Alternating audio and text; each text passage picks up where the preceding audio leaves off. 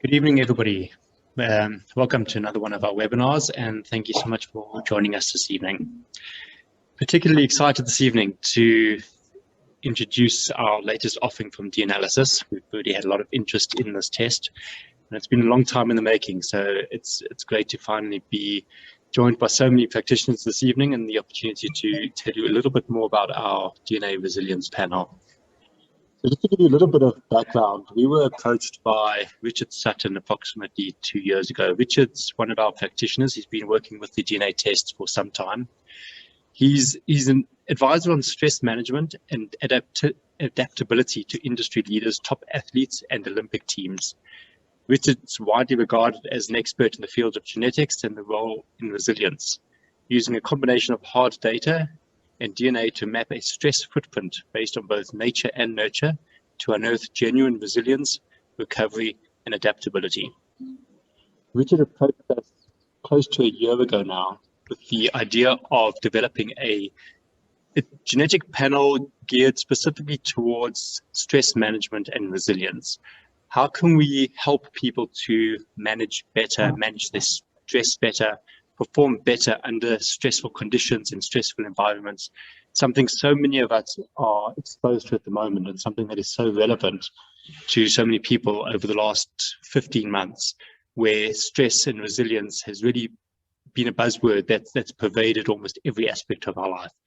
So I'm going to, the way the webinar will work this evening, Richard unfortunately had double booked himself, and so we're going to start off playing a recording of Richard introducing the concept of resilience, sharing some research behind the different aspects of resilience, and leading into elements of the genetics. After that, Helen will join us and take us through a sample report, going through a little bit more detail of the different biochemical pathways that are covered in the report and how the information is presented. Richard will be available towards the end of the webinar, hopefully by about 6:45, 7 o'clock. Richard has said that he will be able to log in to partake in any discussion or answer any questions that there might be. So with that being said, I'm going to share my screen, and we can listen to Richard going into what resilience is all about.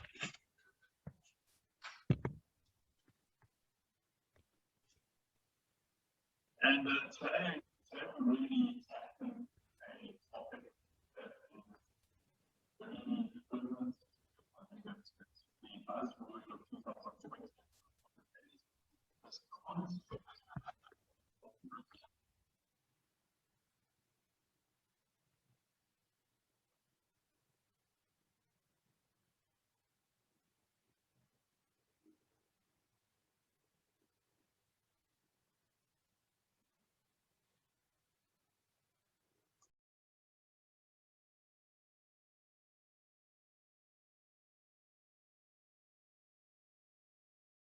Is a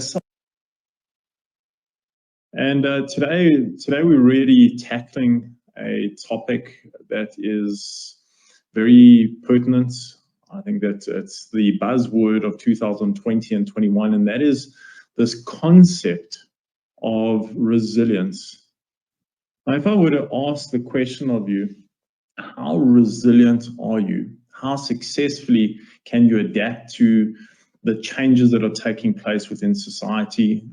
Do you feel that you could stand up after a successive run of knockdowns and failures and challenges? So the question I'd really like to start off with to the broader group is a self-rating question. Where do you think you sit on this resilience scale? 1 being not resilient and 10 being exceptionally resilient. And it'd be a great idea to just keep a mental note of your score.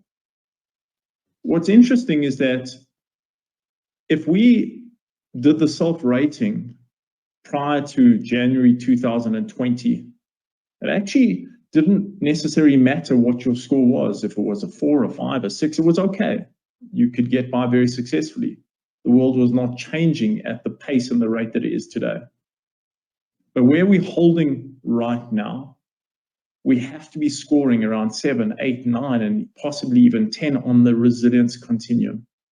And there's several reasons for this, but the primary reasons is this convergence of the fourth industrial revolution with COVID-19. Now, the interest in resilience actually dates back to the Great Recession in 2008. Organizations were finding that in response to global economic uncertainty, there were high rates of absenteeism, significant work-related stress, and mental health compromise being reported within organizations and within general society. Now that interest and that real focus culminated in extensive research looking into what are the drivers of resilience, what is it that makes us resilient, makes us capable of successfully adapting to a moving target fundamentally. And what was previously believed to be a resilience fundamental has subsequently been disproven. Historically, resilience was perceived to be grit and hardiness and resolve and determination. And yes, those are strong contributing factors. But those are very stable personality traits. And if you don't possess those characteristics, does that mean you're not going to be resilient? On the contrary, it has no bearing on the degree of resilience you have or don't have. Instead, resilience is about the successful adaptation to changing circumstances, which requires a dynamic set of characteristics, a dynamic set of traits. Now, you may be asking, what are these defining characteristics? What if grit and determination and hardiness don't define what we believed it did, and that was this resilience element? What is it that defines resilience? Something that is so important in our time. And throughout the world, we've had great leaders, Martin Luther King Jr., Nelson Mandela, to name but a few. And what these individuals showed us, they carved out the path of what it takes to be resilient, what it takes to be subjected to hardships and challenges and setbacks and overcome them, not for your benefit, not for your community's benefit, but for an entire nation.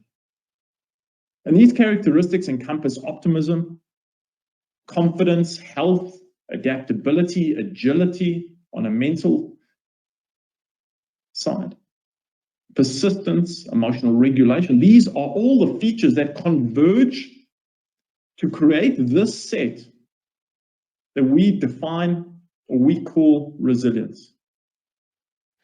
Now, since 2008, there's been extensive research by a number of top business schools looking at how effective resilience programs are in terms of organizational performance, not just stress management and mental health, but performance.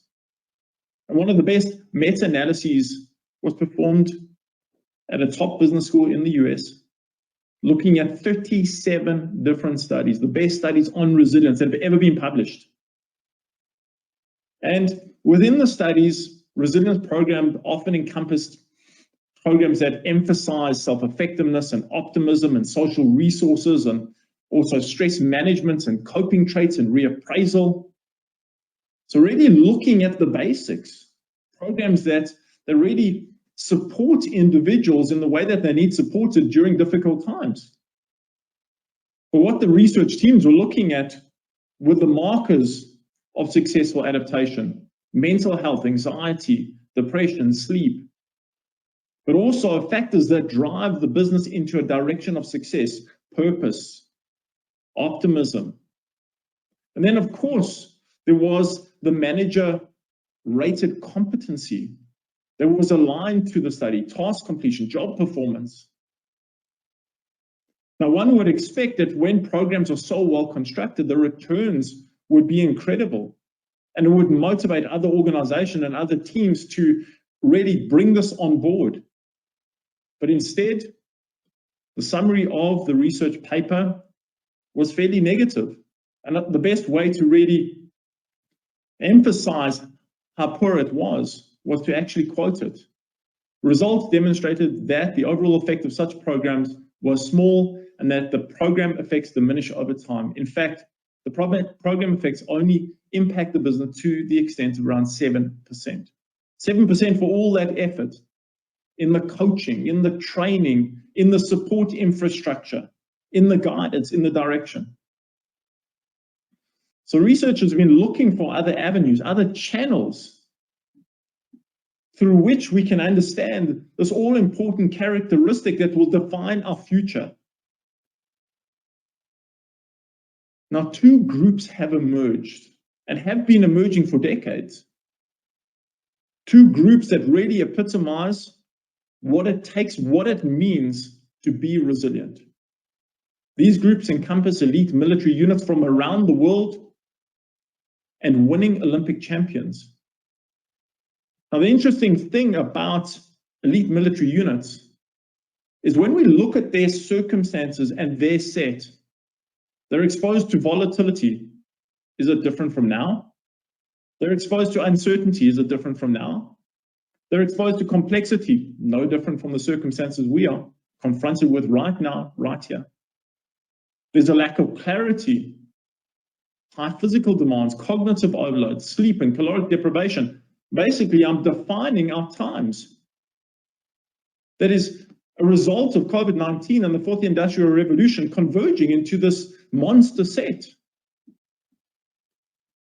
So now researchers came together from 9 institutions from 3 different continents, looking at what it takes to define resilience, or what it means to be resilient within an elite military context, something that really doesn't have any bearing on our lives, except the fact that it's so extreme that we can possibly learn and draw from some of these learnings and findings. So here we've got 9 top institutions from around the world of 3 different continents looking for what are the factors that create resilience in some soldiers and some military personnel, whereas others just are not able to cope with the set they're confronted with.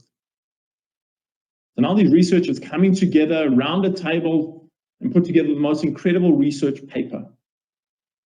And the overwhelming statement and feeling and message from the paper was that resilience is not just a mindset. We presume that resilience is all about the way we view things and the way we act and the way we really create our reality through certain tools and certain psychological characteristics. But what the researchers showed, what they found, was not what they expected to find, but rather that resilience was a culmination of multiple facets, not just a psychological edge that some or others didn't possess. And these factors included genetics and environments and physiological elements and physical fitness and gender. But when they started to deconstruct it, break it down into a very specific set, it was a complete surprise. Time and time again, from different institutions coming around, sharing their insights, sharing their research, sharing their knowledge, what they discovered was that psychological resilience stems from physical resilience. Simply put, your physical set underpins your psychological resilience. The more healthy you are, the more fit you are, more physiologically stable and well you are, the greater your capacity to cope on a psychological level, and that gives us power. Because if we had to exercise more frequently, with more discipline, with more structure, if we had to be a little more selective on our diet, maybe eliminate the sugars, reduce the caffeine, reduce the alcohol, if we were taking nutritional supplements, it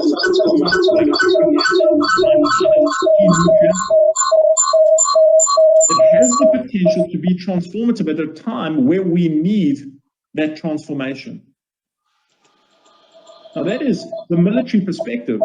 Fundamentally, what they are saying is that physical health, our physical set, our physical well-being defines our psychological capabilities under pressure. Now we have another perspective, the Olympic athlete perspective. But I'm not talking Olympic athletes who compete. I'm talking about athletes who hold up that prestigious gold medal. Sometimes their competition is one event. They train from an age of 6 years old. They earn $1,500 a month for most of their life. And everything is about this one moment, this 2-week period where they're up against fierce competition. They have no physical advantage over these individuals, but they stand on that podium. They hold up that gold medal and others don't. Now, there was a really good study looking back at many decades on 12 Olympic champions who defied the odds, injuries, setbacks, performance declines, and achieved what they were looking to achieve. Now, the research teams were trying to define what are these characteristics? What are the things that make up the psychological, specifically psychological set of these 12 Olympic champions? What do they have in common? Now, we perceive the life of an athlete to be easy, to be one that is showered with attention and adornment, where financial security is a given. But nothing could be further from the truth. The reality of a professional athlete is that they're constantly experiencing fatigue. There's ongoing pain, there's failure. There's financial pressure, there's isolation, there's politics, there's loneliness, there's short careers, there's disappointments, there's fragmented relationships. Not too dissimilar to our lives right now. That is the reality of a professional athlete.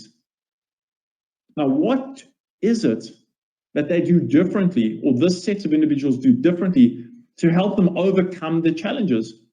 And we can't say that it's exercise and nutrition and nutritional supplements and being outdoors and all the things that we know are good for us and promote health and well-being. Every single Olympic athlete does that. So what were the defining characteristics? So this research team dived into these 12 subjects, looking at the X factors. What did they have in common? What were these special characteristics and what can we learn from them? So what they found, or what they were able to define, was 6 psychological characteristics. 6 psychological traits that each and every one of them possessed and harnessed in difficult times, through challenges, through disappointments, through setbacks. But these 6 psychological characteristics were overshadowed by 2 defining behaviors. 2 things set them apart from the other athletes, the competitors versus the winners. Now, the question is, what were those 2 things? Now, every single one of those 12 athlete cohorts, or every single member of that group, the minute they got into a difficult situation, a challenging situation where their financial security was compromised, their careers had suffered a setback, they didn't know if they were going to compete again. Every time they got into a difficult situation, no matter where they were in their life and their journey and their road to competition, they perceived the stress and the difficulties they were going through as an opportunity for growth, an opportunity for development, and an opportunity for mastery. They were the ultimate reframers. Now, if we start to reflect and we look back at a very difficult time for everyone across the world, no one has been removed from the challenges. Can we look back and say, has this time been an opportunity? Are we going to answer yes or no? Can we find the opportunity in the time? But even more importantly, is to take a deeper dive and not reflect on what we've lost over this period of time, but rather reflect on what is it that we have gained. We're not dismissing the challenges, we're not diminishing the pain, the setbacks, the failures, the disappointment, the losses. We're just looking at it from a different perspective. What have we gained in this period? Now, the second defining behavior that this group had, they contributed to their success at a time where they wanted to be successful, a time that they worked their entire life to be successful, was the fact that they had this incredible self-awareness and self-control. Instead of looking at the external circumstance and say, why? Looking back and saying, I'm an object acted upon by external forces that are bigger than me. They look at the things that they can control. How are they thinking? How are they feeling? How are they acting? And they start looking forward. They become a subject who chooses path and destination. And that's a powerful thing. So what does that look like on a practical level? These individuals were open to new experiences. They were innovative, tried new things. They remained optimistic, tremendous degree of hope for a better future. They set goals. There was an incredible self-dialogue that they were able to achieve. And they took time to relax, time out. So we start reflecting on our experiences right now, or certainly last year. And we ask ourselves the question, were we open to new experiences, or were we trying to hold on to the past? Are we able to be optimistic going forward, or are we too fearful to be optimistic? Are we trying, or are we attempting new approaches to existing problems? Or are we trying to solve things the way we always did? Have we stopped setting goals? Are we able to get flustered and regroup? But most importantly, in this time of hypervigilance, have we taken, or have you taken the time to properly shut down? Whether it's meditation, whether it's yoga, whether it's a trip away for a day, have you taken that opportunity? And if you look at these two defining behaviors that these professional athletes have, these professional athletes, which I have tremendous experience, 2 decades of experience with these type of individuals, who have taught me an absolute fortune. When they get subjected to challenges, they always bring about meaningful change because they are proactive and they act on every little opportunity, which gives us a little bit of a to-do list. If we go forward, we should be asking ourselves the question, how can I manage myself better? What are my new short-term goals, medium-term goals, long-term goals? And the big question is, am I being as proactive as I can be in a time that demands this of us? But now we start moving into an additional gear, this additional set that these individuals have that follow from these behaviors. And it's a set of very strong psychological factors. Every single one of these individuals was highly motivated. And they had different motivations. Some of them, it was the passion for what they did, the motivation to achieve goals, the social recognition, proving worth, being the best version of self. Those were the motivating factors. And in the presence of motivation, we can achieve anything, we can overcome anything. But what's interesting about this set of motivators is that this set of motivators was not built on fear. It was not built on rejection. It was not built on punishment. It was not built on pain. Can motivate you, but they're negative motivators. Instead, these Olympic champions were motivated by hope, motivated by aspiration, motivated by pleasure, motivated by social growth, acceptance, fulfillment. Now, what all these facets have in common is that these elements can drive inspiration.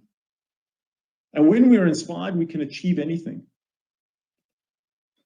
So the question I'd like to ask you is, can you identify your motivation right now? What is your motivation to thrive and succeed and adapt and get up after being knocked down? What is your motivation? And does that motivation tie into inspiration? Which brings me to the second psychological characteristic, which is confidence.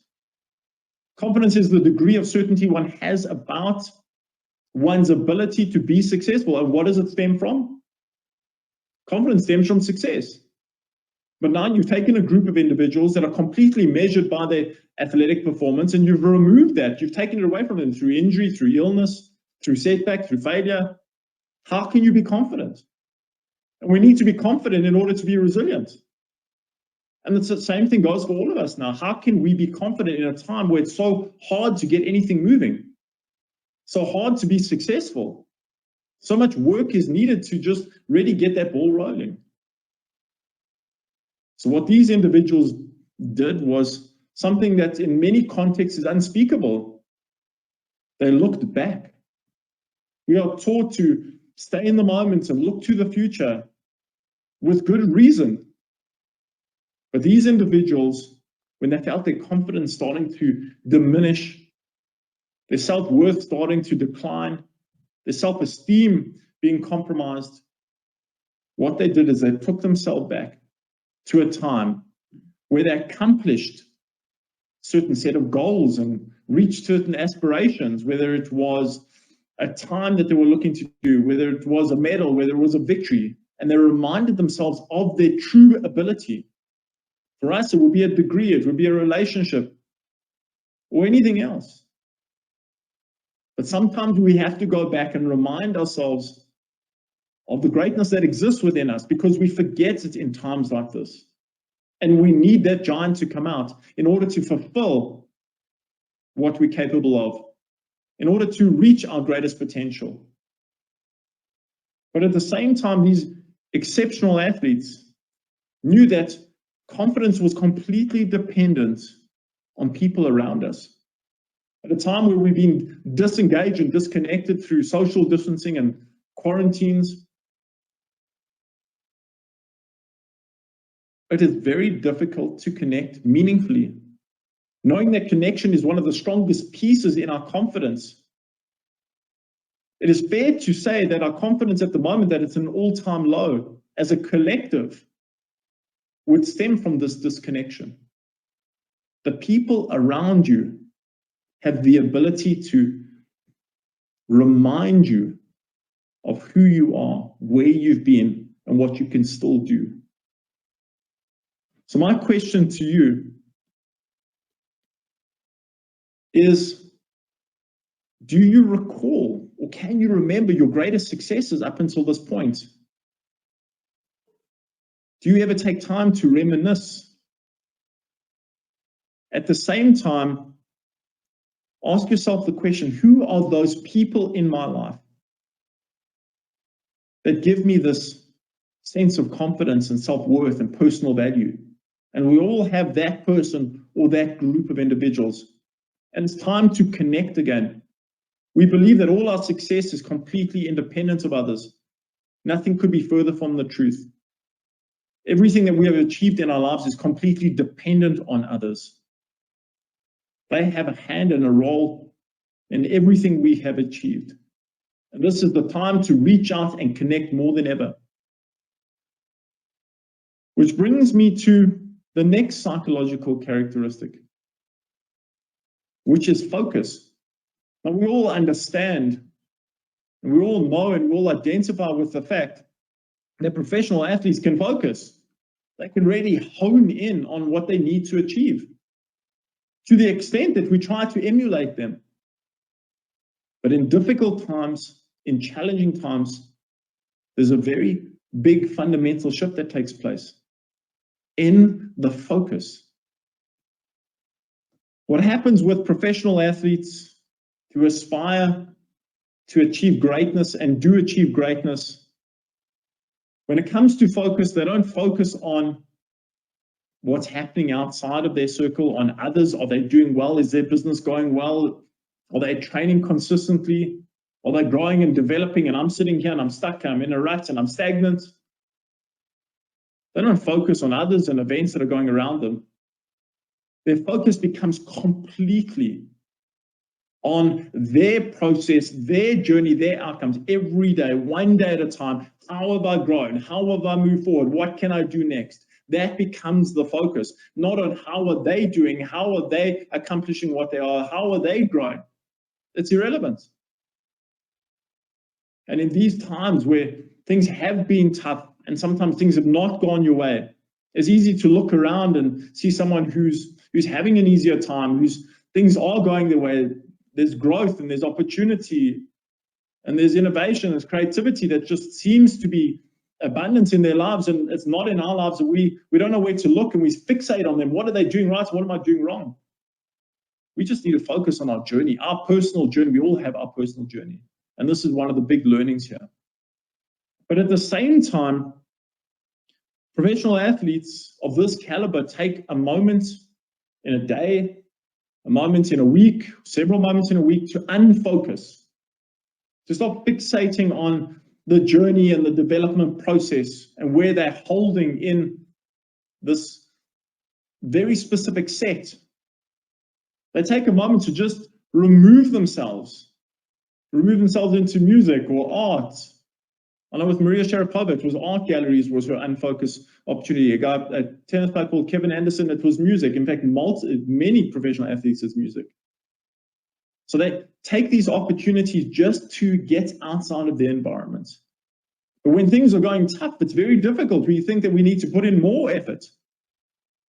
But the crazy thing about this unfocused opportunity is that the minute we take our minds off a task, a series of tasks, an agenda, we're able to potentially activate something called the default mode network, a connection in the brain that is associated with creativity, with innovation. And in these times, success is very much built into those fundamental elements, fundamental facets. So if we start looking back and reflecting and trying to bring this into our lives, we need to ask ourselves the question, how have we grown lately? How have we improved lately? Are we taking unfocused opportunities?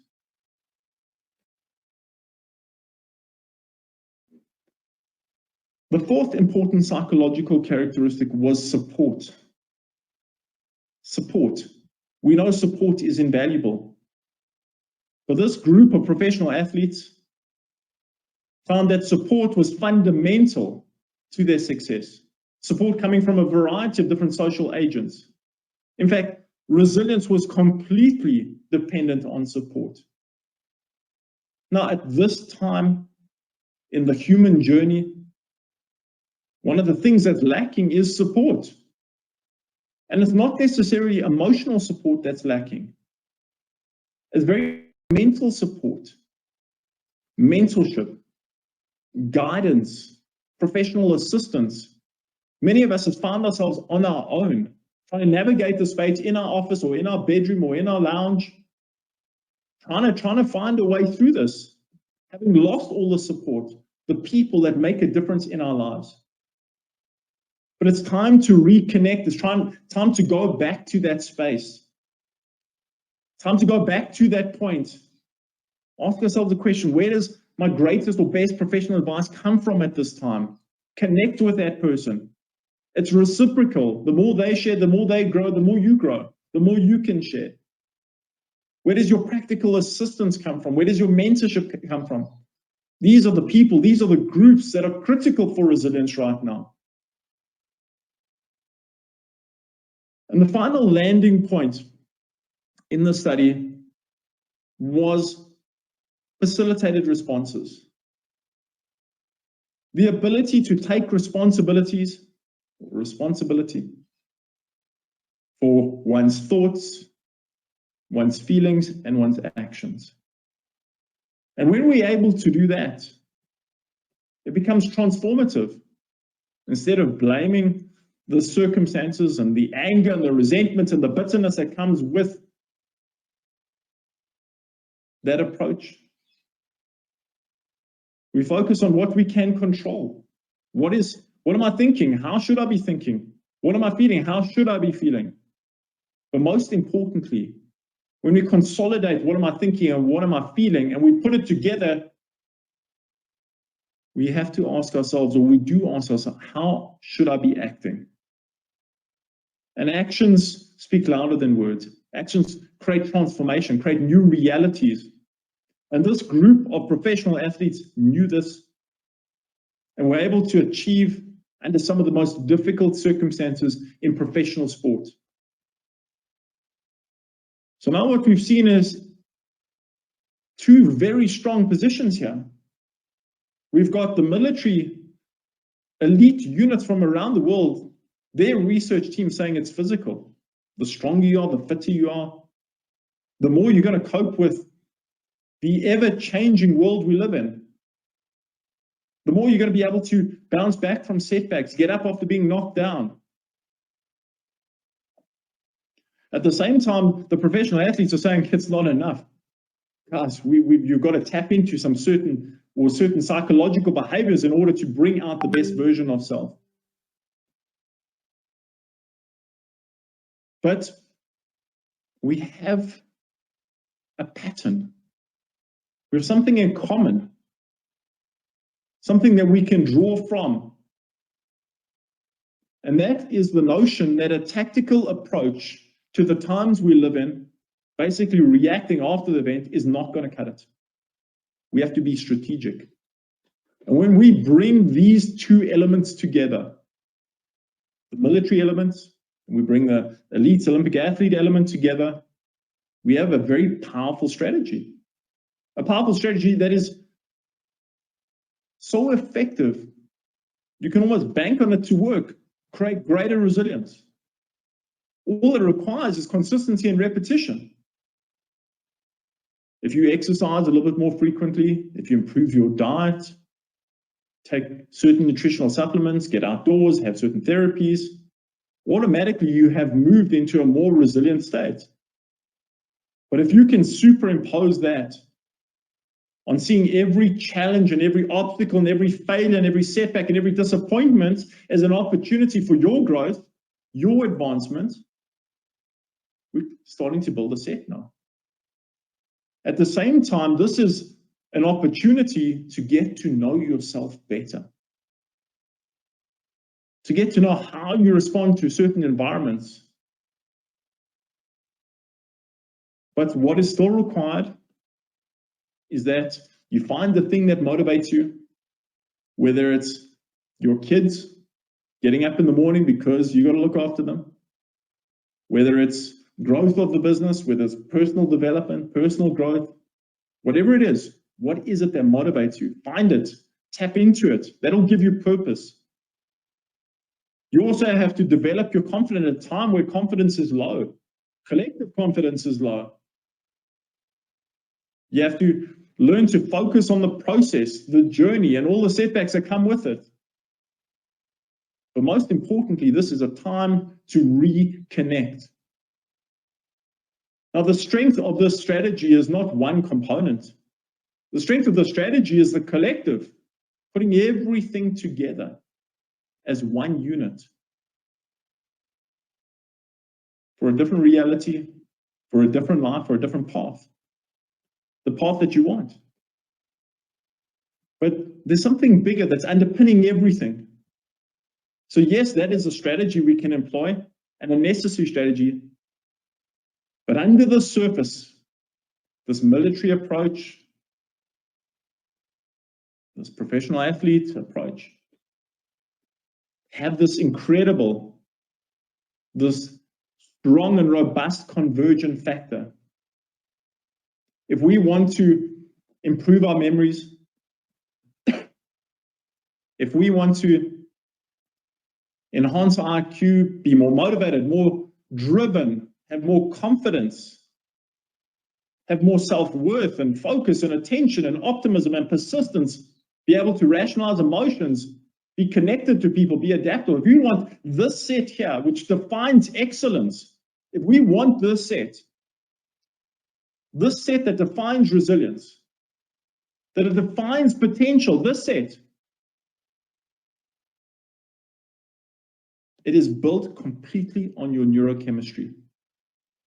Molecules like serotonin, molecules like dopamine, neuropeptide Y, norepinephrine, brain-derived neurotrophic factor, oxytocin, the stress axes. These are the molecules that define that psychological and behavioral set. It's neurochemicals. If we exercise a little bit more and we eat better, we take nutritional supplements and we look after our health, we create more stability in the system. But more stability still needs to be channeled into certain behaviors and processes.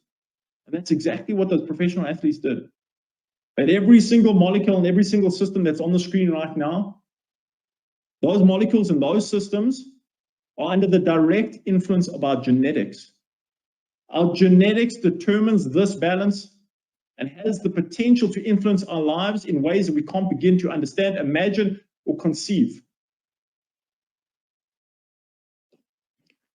I just want to give you some context within a leadership framework, a leadership hierarchy that was first developed and really brought to life by Jim Collins. It's from Stanford University. In fact, Jeff Bezos cites Jim Collins as the reason for his success. Now, Jim Collins basically categorizes leadership into different levels. If most individual, I mean, he wrote his book From Good to Great 20 years ago. I think it's still a masterpiece. His insights are profound. His research was extensive. I don't think it's been repeated to the same extent. What is incredible about his deconstruction of leadership was the way he was able to put forward different levels of leadership. If you're a level 1 leadership, you're talented, you're knowledgeable, and you're skilled. I think a lot of us are, many people are talented and knowledgeable and skilled in this world. A lot of people are educated. If you want to move up the leadership hierarchy, you have to be a contributing member, where you work well with others and you help others or groups reach their potential. That's a totally different skill set. If you want to move up the hierarchy again, you have to be able to effectively oversee people and resources to achieve predetermined goals. And again, moving up the hierarchy, there's got to be a certain degree of goal orientation, not as an individual, but for the business. There's got to be high performance expectations. Now, the interesting thing about this leadership set here is that it's incomplete, because the ultimate level was level 5. But when you deconstruct this from a molecular perspective, you see that you can't move up these tiers without certain stabilities or certain underpinnings in the various systems that I've described. Are you going to become a contributing member if you have instability in oxytocin and serotonin and your stress axis? No. Are you able to move forward without stability in these systems? No. Are you going to be able to create high performance expectations without strong dopamine and brain-derived neurotrophic and norepinephrine? What I'm saying is that your leadership abilities, your leadership characteristics are defined by this molecular set, which is influenceable, and you can define it from a genetic standpoint on an individual level. But where it gets profound is this level 5 executive leaders that transform organizations in difficult transition times. And Collins really describes them as individuals with a very distinctive set of characteristics. Characteristics such as diligence and results-driven and a certain degree of modesty and ambition and strong personal will and humility and the ability to look in the mirror, not out the window. That was his description. And there seems to be this divergence here. On the one hand, there's this incredible ambition and will, and on the other hand, there's this humility and modesty, and not everyone possesses it, and what's so difficult to become this exceptional leader. So much so that Jim himself is quoted as saying, "My hypothesis is that there are 2 categories of people, those who do not have the seed for level 5 and those who do." But what is the seed? The seed is in our DNA, and it's modifiable. We can modify all these factors. If we can manipulate certain systems through the choices we make in terms of nutrition, nutritional supplements, the lifestyle we live, any single one of us can achieve greatness. This level 5 aspiration in our lives, whether it's on a business level, executive level, or other. And this is the power of knowledge at this point in time, the power of genetic information, the power of environment and genetics as a co-set or a co-relationship. But fundamentally, this is the power of choice in our path, in our destination. And that's where I really want to leave it today.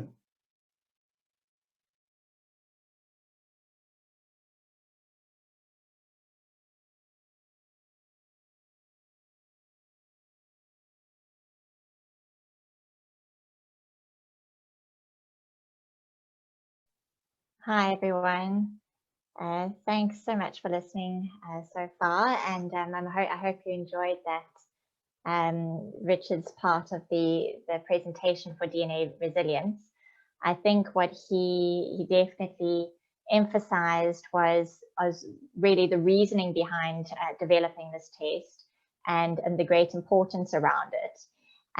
My part is going to be a little bit more practical now. I just want to make sure that I'm sharing my screen correctly with you, and then I will get started. Okay, so you should be able to see that now. And I'm just going to move this across and get into full screen. Okay, so with the really emphasizing the importance of the test, the reasoning behind the test development, where Richard really contributed a great amount of knowledge in this area, as you can hear. What we are presenting now is the DNA resilience report that we are very excited to be launching. So just something to emphasize, and I think Richard did a great job of getting this across, but just to emphasize again, what is resilience? And taking from what Richard said about, you know, the two major studies, the top sports performers and then the military performers, and looking at resilience in those two very different categories, but kind of combining it into this area, trying to define it and looking at the studies and how the studies define resilience. It is the ability to adapt to stress while maintaining healthy mental and physical performance.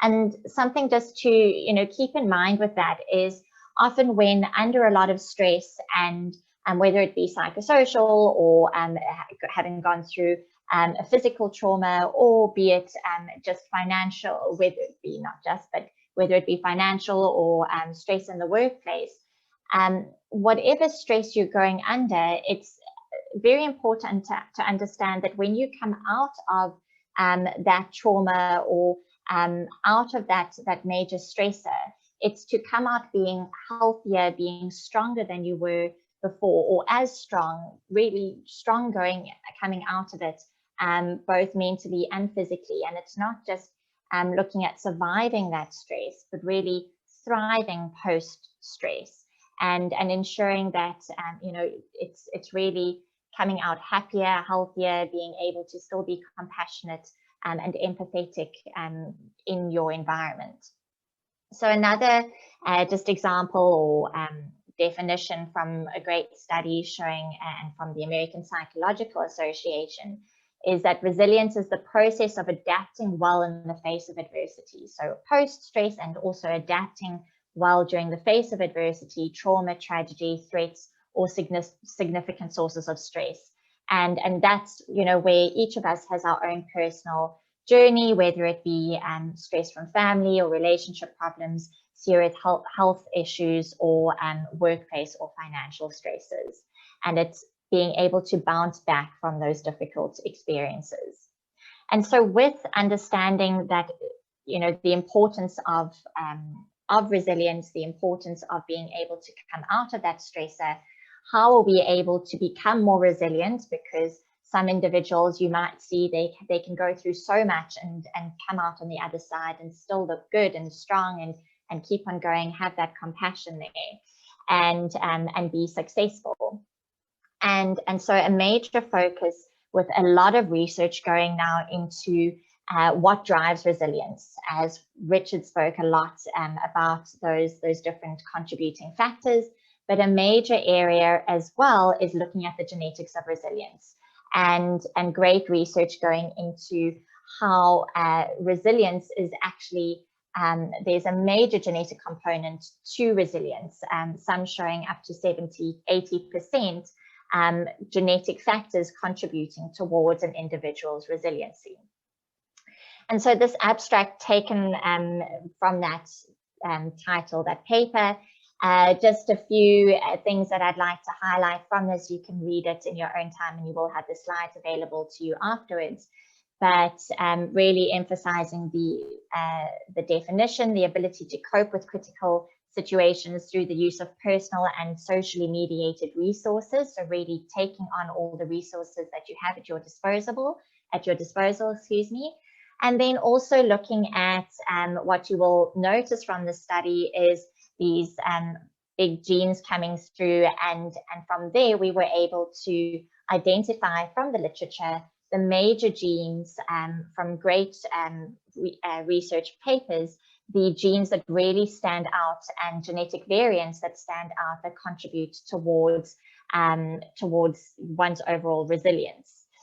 Something else to note is that a lot of these genetic variants have or do suggest that there are gene-environment interactions at play, and that is so important when considering one's overall resiliency, is that you can't change your genes, but the overall expression is malleable from what your environment input is.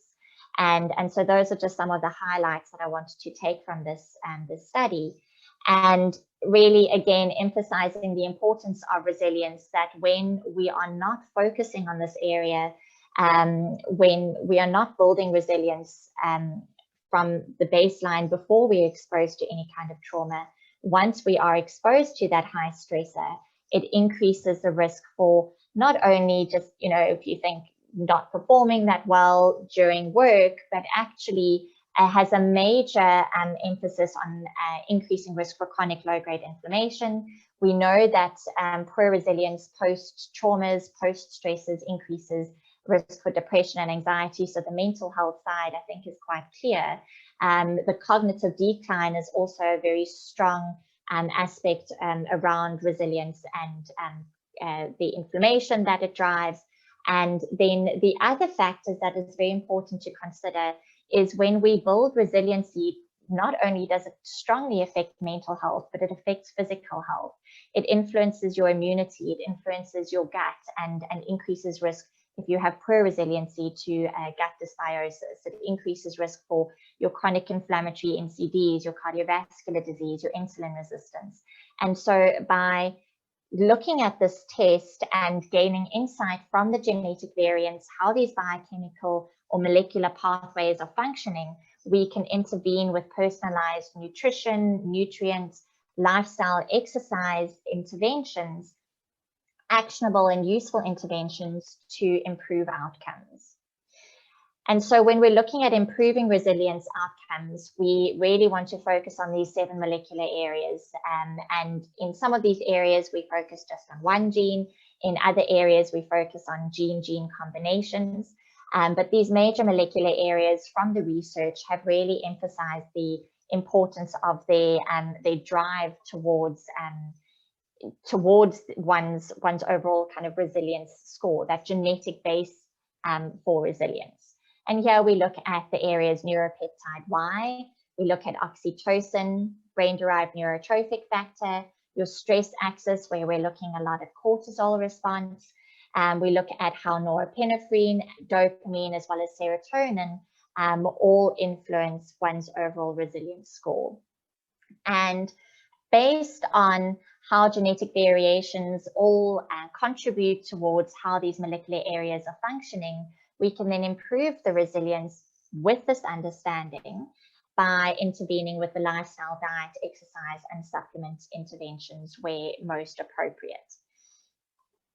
And so when we get into the report, what we've been able to do is, based on the research, based on where we see variations that come up for a specific individual, we have an algorithm that we've been able to put in place in the back end that then provides you with this result summary and showing you the 7 molecular pathways for resilience and where you might have a strength and where you might have a slight weakness because of genetic variation, but where there is potential to improve.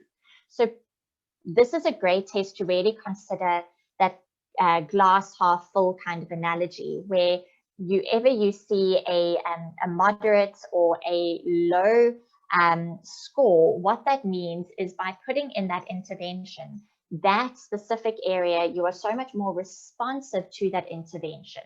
A cup full is fantastic, and you can definitely build and strengthen those high scores and build on those high scores, so you can almost rely on those areas. But wherever you're seeing a moderate or a low score, that is where you know to really put in that added support to build on those areas, and you're going to see great responsiveness with the interventions. So this summary page will be given to you at the front of the report. And this is obviously based on the individual's genotype results, and there's an algorithm that gives you these scores. And what you're able to quickly extract from this page is where you need to focus your attention. So you can see for oxytocin for this individual, they could benefit from a little bit of added support.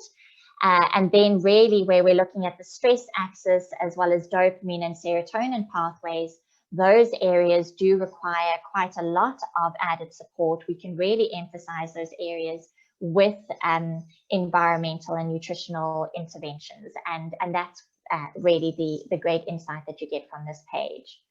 And then what we've done, based on where you do have a low or a moderate score, we have given you or provided this summary page. So this is the page that shows you the key areas that require support based on whether you might have a low or a moderate score coming up. And it's a great take-home one pager you can stick on your fridge. You can give to your patients to use this information on a daily basis. It's the key take-home messages to improve those molecular pathways, to improve the functioning in those pathways.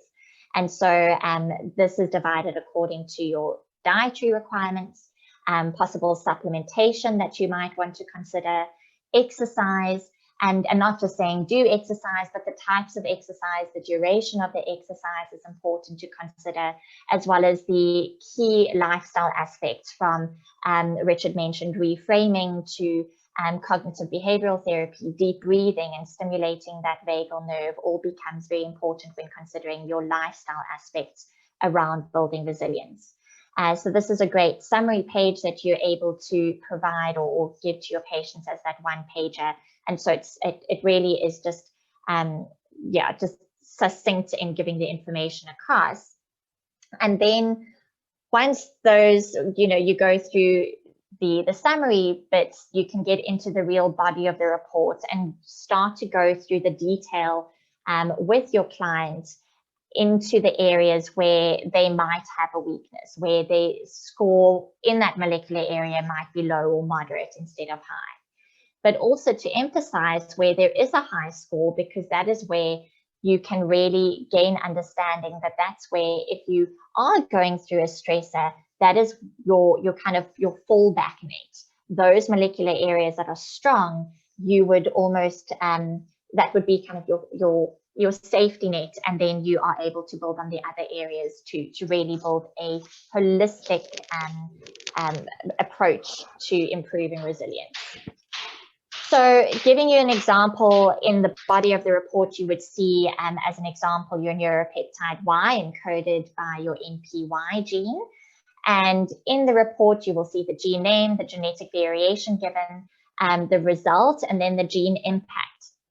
And so what you can see here on top of that is we give your NPY contribution to resilience. So that's your genetic contribution based on the SNP, that your genetic contribution towards your resilience in this area. And so because this individual came up with no impact here, this is a high resilience score for this specific molecular area. And what we then give, so you can see that from the gene impact there, and then what we give is the description of this molecular area, why NPY is so important, its influence around resilience. And then it also discusses the strengths around this specific genotype and any hurdles you might face. And so that is given for each of the areas, each of the 7 molecular areas that we cover in this report. I want to go through an example where there are more than one gene that we are looking at, and also looking at a score where it is not high, but it might be low or in the moderate range. So when you're seeing the low or moderate range coming up, this is because there is a high amount of genetic variation. Your genetic risk score for resilience in this molecular area is leading to a lower overall resilience capacity genetically. But keeping in mind, there's always that major environmental interaction that we have so much power over.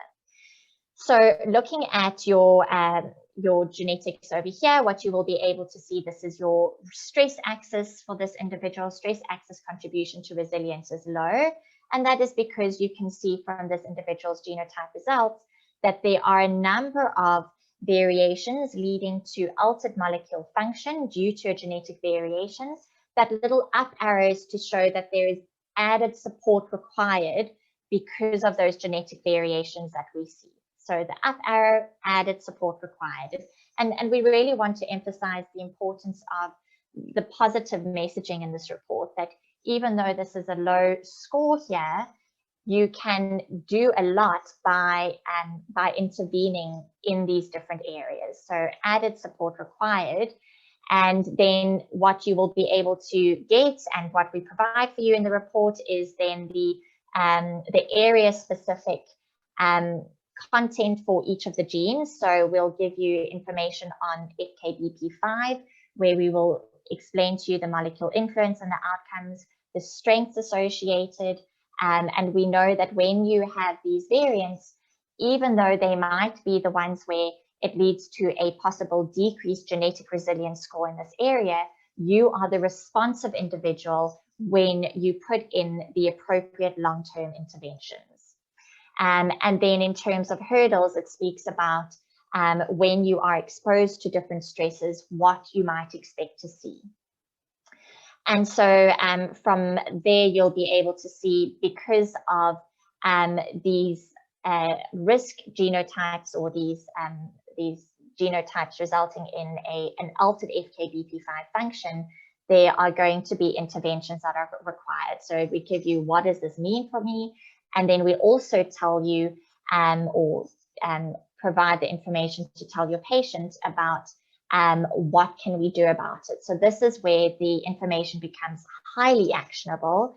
It's detailed in its approach so that you are able to really take this information and translate it into practice. And this is the real beauty around this report, is there are a lot of little gems in the information provided to really take home just what you can, because there is a lot, so what you can, and you can build on each of these areas to finally improve this overall molecular area. So looking at dietary interventions specific to how we can change or modify regulation and expression of FKBP5. We look at lifestyle interventions that have been shown in the research to modify FKBP5 expression, or how we can build on or use the other molecular areas where we might have a strength to improve the weakness in this area. It also gives exercise recommendations, and again goes into quite a lot of detail around them, and then also goes into the supplement recommendations. And this is where you as the practitioner, even though there is a great amount of detail in this report, in the recommendations, you know who's sitting in front of you, you know what they are able to achieve and what they are not able to do, you know what their diet is like and what you can meet in terms of nutrients with diet, or if they are really struggling with dietary intake, what you might need to consider with supplements, and your supplement knowledge becomes so integral here to be able to recommend the correct supplements, the right dosages, the right forms, all becomes very important in your role as the practitioner going through this report. So I'm not going through each of the biochemical areas or the molecular areas in a lot of detail, giving you the background about each of those. That will be provided in the more detailed online training that will be coming up in 1 or 2 months' time. But it's to give you the idea of how to go through the report, where to really focus your attention, and what information to extract from the report, and really emphasize your role here, translating this information to make it as practical as possible for your client to use. So just emphasizing the importance there, it speaks about FKBP5, and then it gives you the FKBP5 recommendations. And then it goes on again, whenever you are seeing added support required, that is where you will see, you'll always get your strengths and hurdles listed here, and you'll get insight into what strengths and hurdles you might face because of that genetic variation. But then what you will also get is whenever there is an added support required because of that altered molecular function there, you will get the diet, lifestyle, exercise, and supplement recommendations provided as well. And again, lots of actionable little gems that you can take home that the client will be able to use immediately looking at this report. And so that's kind of how the report flows. It goes from one area, speaks about each of the molecular areas, speaks about the genetic variation, tells you when there's a risk variant, tells you what your genetic score is going to be in that area, and then tells you about your strengths and hurdles, and then at the end of it tells you what to do about it. And that's really the most important thing. What can you do about it to change the expression of that gene? And so really, why and when to do DNA resilience, and I think that should be quite clear from Richard's side of definitely why DNA resilience was developed in the first place. We're under a huge amount of stress at the moment. We always have been, but this is just an unprecedented time to live. And so DNA resilience is a genetic test that is targeted at individuals who want to lead more effectively in business, in sport, in life, in your family environment, to be a better mother, better father, better brother, better sister, to cope better under stressful and demanding conditions. And that, be it that whether you are under a lot of stress financially, whether it be that you have just experienced a major trauma, how do you cope under that stressful and demanding condition? How do you kind of regulate your emotional capacity so that you respond better in those trying situations and you come out stronger? And then looking at how we can use this test to enhance mental, emotional, and physical health, and keeping in mind that, of course, it's very obvious looking at the mental and emotional side, but this test provides great insights into how we can improve overall resilience in a holistic fashion to actually improve immunity, to improve overall physical health as well. So all of those facets taken into account. And really, I mean, considering all of this, it's to live up to one's fullest potential. And when we speak about our role as healthcare providers, we want in every individual not just to be absent of disease, but to be in the healthiest state that they can be, to look at the kind of striving towards longevity rather than just absence of disease. And so we're taking this report to offer you this ability to not just thrive, not just survive, but really thrive in any situation.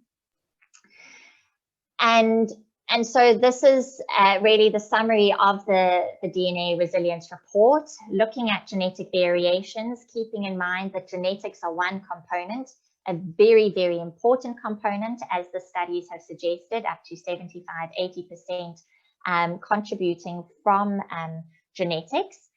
but there is this major interplay with our environment. And this is where, based on these genetic variations, we get insight into the 7 molecular pathways, and we are then able to intervene with appropriate dietary, lifestyle, supplement, and exercise interventions to improve overall resilience, overall mental health, overall physical health.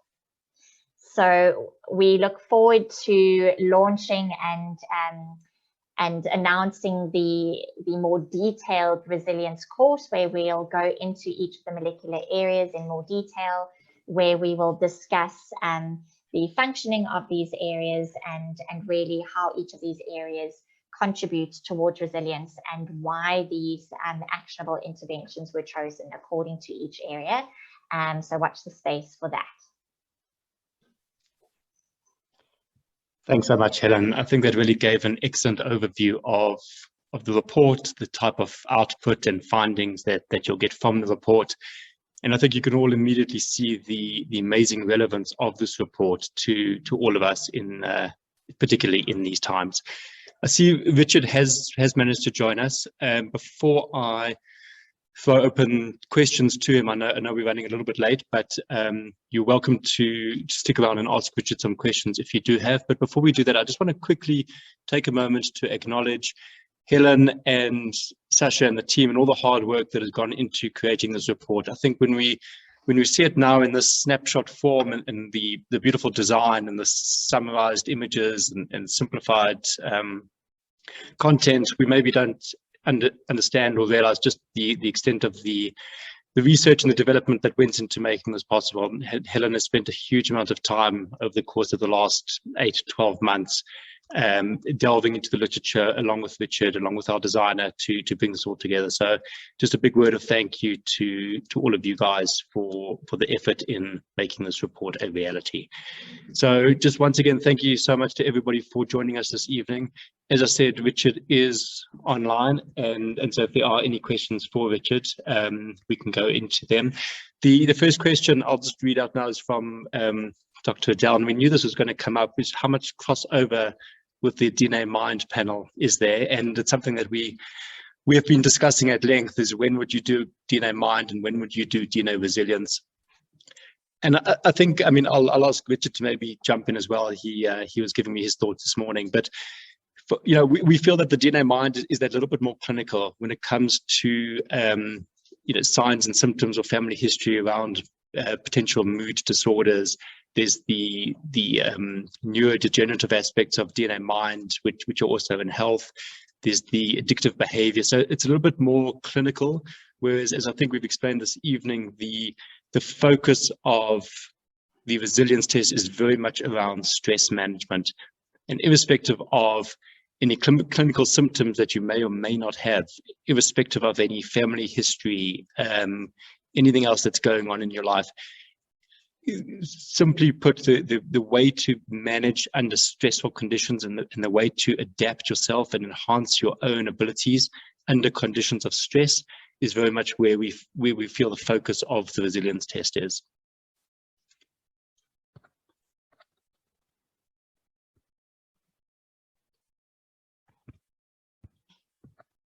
I don't see any other questions coming through at the moment. Richard, is there anything you want to add to that in terms of DNA Mind versus DNA Health? You're welcome to jump in.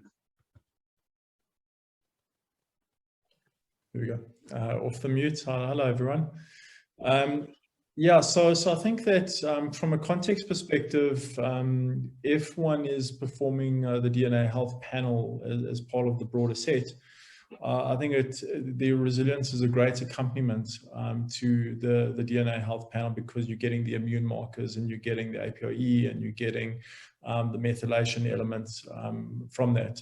So there's a tremendous support to the resilience panel, and the resilience just gives you that extra augmentation in terms of understanding the influence of neuropeptide Y and CRHR1 and all these other elements.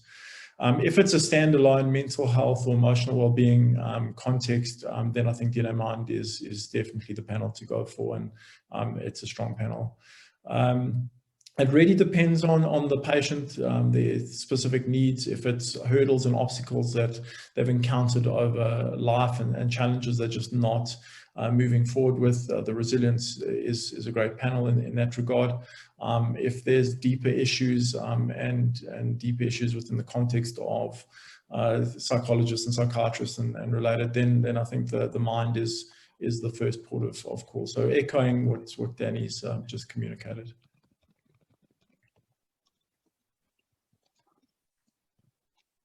Thanks, Richard. I'm not seeing. Okay, so one other question from Carly. Interesting question. From what age would you advise someone could have the test done? She sees parents wanting to do it for the kids. I mean, Richard, obviously there's a lot of differences of opinion in terms of genetic testing, the different ages at which it's done. For the most part, we leave that to the discretion of the healthcare practitioner, given that all our tests are sold through healthcare practitioners. Would you agree the same applies with the resilience test? There's no reason that the report shouldn't be done for a kid at a younger age, as long as the information is handed out and fed back to that individual in a responsible manner. Exactly, and I think that where the indications lie is where there's behavioural issues and learning challenges. There's obstacles within the parts of the development of the child, and this can offer an insight as to where the roadblocks are. You know, does it relate to the speed of learning, which serotonin is a big contributing factor, or does it relate to sustained motivation and attention, which you can see from DRD2 and DRD4, or the COMT enzyme. So I think that it's a very valuable piece of a broader puzzle that can be put into a context and put into an application at a fairly young age. But there's got to be a reason for it. I think that just kind of doing a broad kind of assessment, you know, if there's no challenges that exist, I wouldn't be testing just to get an insight in terms of resilience. But I think that in children who are struggling in any domain, speech, developed behavior, learning, adaptability, I think this is a great starting point into understanding some of the underlying mechanisms. Maybe to add to that, you know, it's maybe that intermediate step. I think so many kids these days are being put onto medication at an early age as the first line defense. Maybe what this report brings in that instance is a first step becomes very much diet, lifestyle, nutritional supplement as opposed to medication, and so any kind of behavioral issues could hopefully be dealt with through this report before going to the more pharmaceutical interventions later if necessary.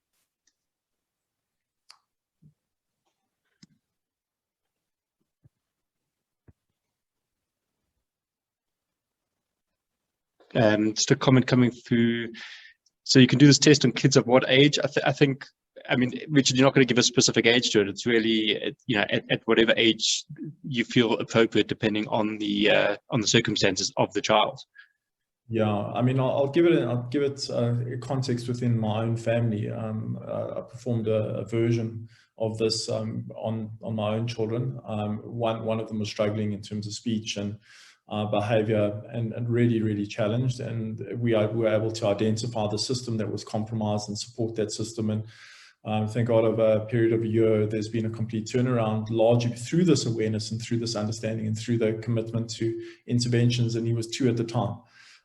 So I think that it can be applied at any stage, whenever, if there are struggles that do, or even coping. A lot of children are struggling to cope with the environment that they are placed in at the moment. So I think there's incredible demands on children at this point in time, and it's a lot of uncertainty, and a lot of the securities have been removed, and we expect them to be very similar to us. We expect them to be able to intellectualize and rationalize the circumstance event that we're confronted with, but in reality they can't, and they have this emotional set. So I think understanding certain behavioral characteristics, like, again, just talks to where the child is. The age of the child doesn't matter. It's just the willingness of the parents to make the fundamental changes that can impact their well-being going forward. Okay, I'm sure that answers the question for you, Nikki. I'm not seeing any more questions coming through, so I'm going to close it there. I'm going to thank you all once again for joining us. As always, we do have a support team, always happy to answer any questions. The recording will be sent out tomorrow along with a sample report. If you have any questions for either the Helen and the support team or Richard, you're welcome to send them through to us, and we will make sure that they get passed on to the right person. Richard, thanks for jumping on. Helen, thank you. And thanks to all our practitioners for joining us. I'm going to end off this. Have a good evening. Thanks a lot.